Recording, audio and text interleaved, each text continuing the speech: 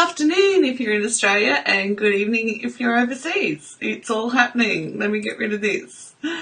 Okay, so all week we've been looking at social anxiety and it's been really interesting. I've enjoyed learning more about it in depth as well as I've read more and more, and to really understand how many facets there are to it has been incredible, because I think that out in the world, so to speak, when we go out in life and if we say, social anxiety is part of what's happening for me, people will go, just get over it, it's just fear, get over it. But it's not, it's multifaceted within the fear of what's happening, and it's also multifaceted in our heart.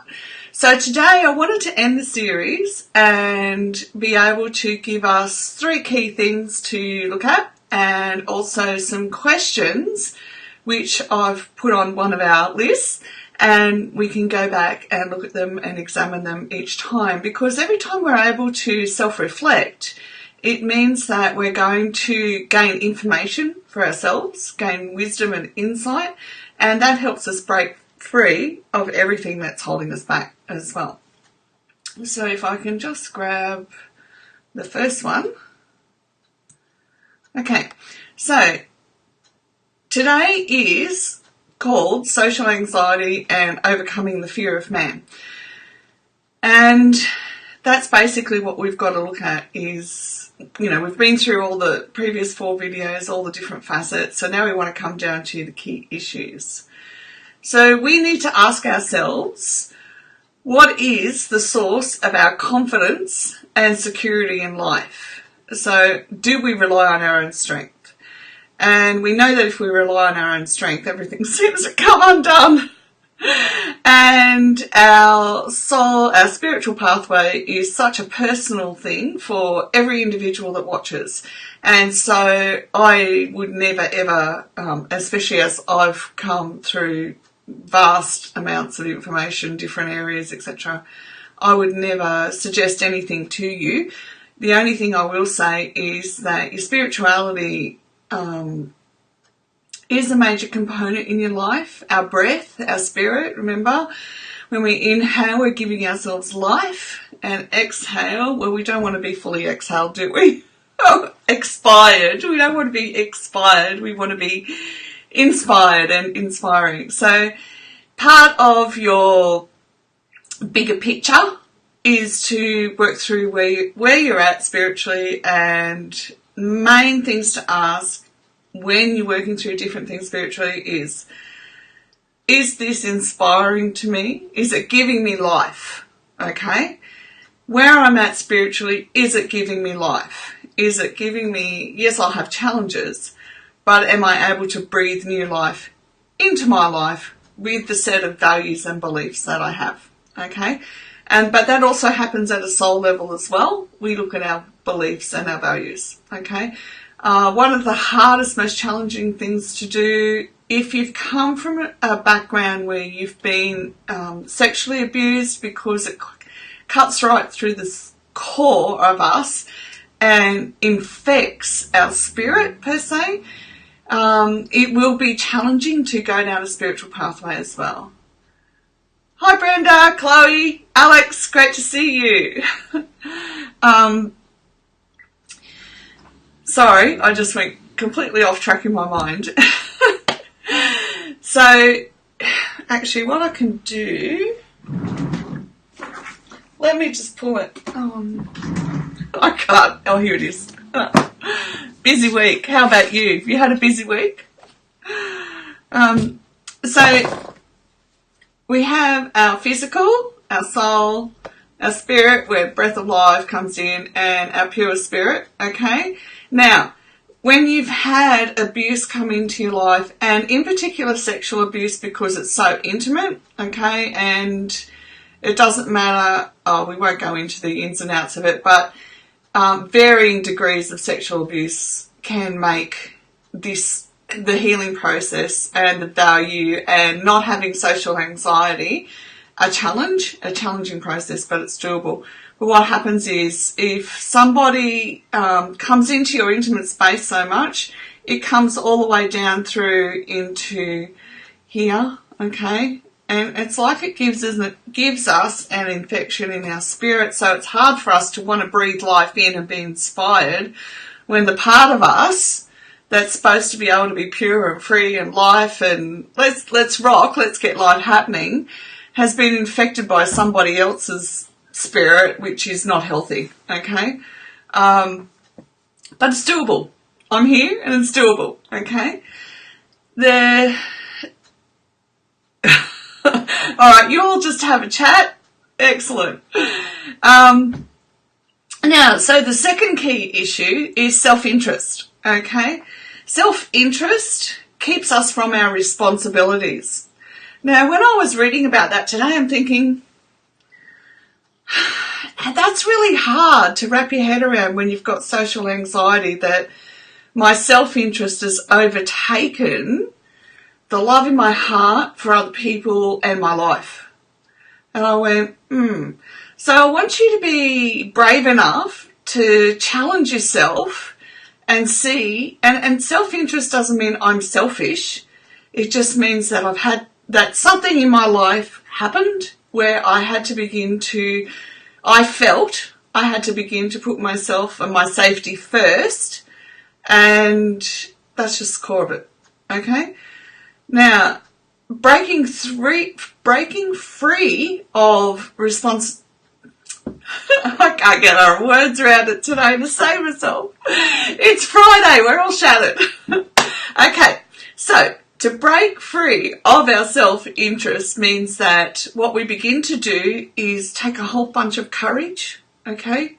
And I'm telling you, it takes courage, and start helping others before we ourselves are even fully healed or fully feeling safe in society. So for me, that looked like, okay, I can get out of bed, I can't talk, I've got no access to, vocabulary in my brain yet, but I can sit on here and I can help other people in Facebook groups, because when I'm sitting at a keyboard, I can take my time to think about what's the next word. Okay, that was me, I don't know, 8 years ago or so, when I really couldn't talk and I couldn't access the vocabulary in my brain. So that was my way of applying this. I'd get online and I'd help other men and women in secret abuse groups, because that was one thing I could contribute. So wherever we are in life, it does get overcoming this side of it. Doesn't mean we have to leave our home if we're not at the stage where it feels comfortable. But there is always some way, especially with the internet these days, there is always somewhere that we can contribute into somebody else's life to help us overcome that self-interest quantity of social anxiety, okay? And yeah, you all interrupted me, You keep having your chat. You all interrupted me because I was like, oh, hang on. And I did. And I want you to think about this. It's Friday, okay, end of the week. Doing this video stretches my brain, okay? So apply that to your life. Whatever you're doing that's stretching you, okay, it will be stretching your brain. And it does make you more tired when you stretch your brain, because what we're doing is creating new neural pathways for our brain to understand that we're safe, we can do this, other people are safe, we're adults, etc., etc. So what's happened, because it's Friday, my brain's a bit tired. So I, Linda, am not overly tired, but I can recognise that my brain is. I'm here and I'm focused delivering to you, and then I look over here and I start reading and I go, and the brain goes, oh yeah, rewire, we're going down another pathway. Okay, so that's what happens. And look, take that, and when you go out into your day-to-day life, go, am I tired? Okay, I don't feel tired in myself. Like, I'll get up from here and go to gym, but is my brain tired? Is it the end of the week? Have I been stretching myself? And Alex, I read in group this morning how you were saying about your thoughts and emotions, and, they're meant to be healthy and productive, and retraining your brain to focus, you will find in yourself that your brain will get tired, okay? So the moments that you can't rein in your thoughts and emotions, peace. Give yourself peace, because you're retraining your brain, and the brain is physical muscle. That's how I look at it. And as I'm retraining it, it does get overtired. So with that information, say to yourself, okay, I have been putting all this effort into retraining my brain and my heart. So if I'm tired, that's okay. I don't have to have it right all the time. And we don't, okay? We just don't. And you can come on here and say all this stuff. People get it. People relate, because that's what happens for us, okay? Okay, key 3. Love casts out fear, okay? And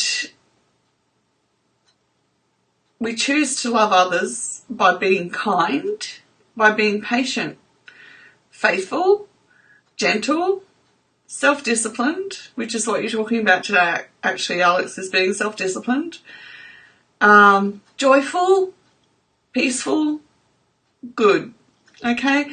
So when someone says, I love you, you want to take a look and see if all these key indicators of love are actually in their life. Are they there? Are they this? Or what parts of love are they missing at the moment?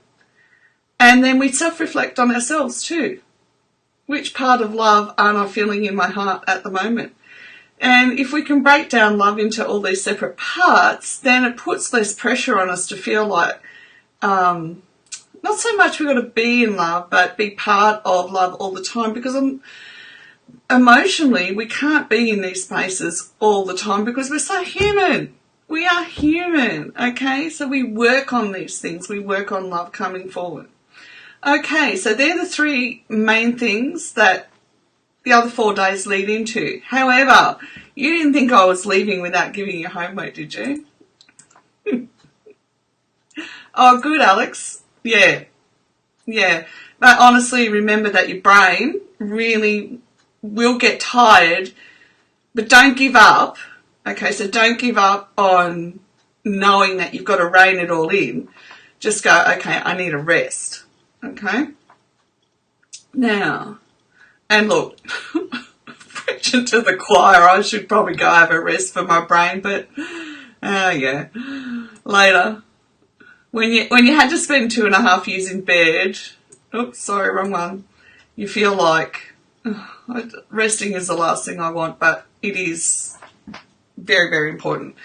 Okay, so this is your homework, which you cannot do overnight. You do it throughout the days in your life, okay? I will put this in the comments down below, but it gives you a whole set of questions to ask yourself, and these questions also will enable you over time. So even if this time next year you go, all right, I've halved where my anxiety was at last year, you can go back to these questions and have self-reflection and say, right, what's happening in this area? Has it improved? What can I do better here? Etc., etc. Always involving your heart in the process. Oh yeah, you want to talk, Brenda? You're a night owl too. You're worse than me. Okay, so the basic information that you want to look at is when you're still struggling with social anxiety, and I would say you could even apply these with anxiety. I don't have social anxiety per se, so if I'm talking one-on-one to someone, I'm fine. My brain will still react to crowds, as we know, when I go out. So it's more anxiety. But I found this list of questions actually gave me something to chew over and work with and change heart spaces and behaviours. So who was I with? The circumstances that were there? What were you thinking? What you said to others? How you were feeling? what you were wanting or desiring, what you were thinking about yourself in the situation, what were you thinking about other people in the situation, and why you were in the situation. Now, if we put our heart into place, all of those will come together and make a lot of sense, and we can get that intuitive insight into what we need to do next in order to have the next one step of change. Now, these are a whole bunch of questions that are good reflective questions as well, okay? I'm not going to go through all of them because just pick one out, okay? Just work on one at a time. It's far easier to do one at a time than overwhelm ourselves with all of these questions. One of the ones that I want you to think about, though, is down here. What do you dream about? Okay? Because when we can get what we dream about, it inspires us, gives us that heart motivation to take one more step. And if there's anything I want you to take away from today, is the way up and out through anxiety is just one next step. Okay? So our hashtag today is going to be hashtag one next step, because that's all we need. Okay, if you have any questions or comments, please add them to the conversation below that we've had today. I will get back to you, absolutely, and I will put these lists down below so that you have access to them anytime you want. If you'd like me to email them or private message them to you, I'm happy to do that. And because I completely forgot at the beginning, my name's Linda. I'm a mental health mama, and I run groups for both men, women, and a mixed group for mental health and overcoming all of those challenges in our day-to-day life. Have a wonderful, wonderful Friday, and I will be back with you tomorrow morning, and I really want to begin looking at all the different facets of self-worth.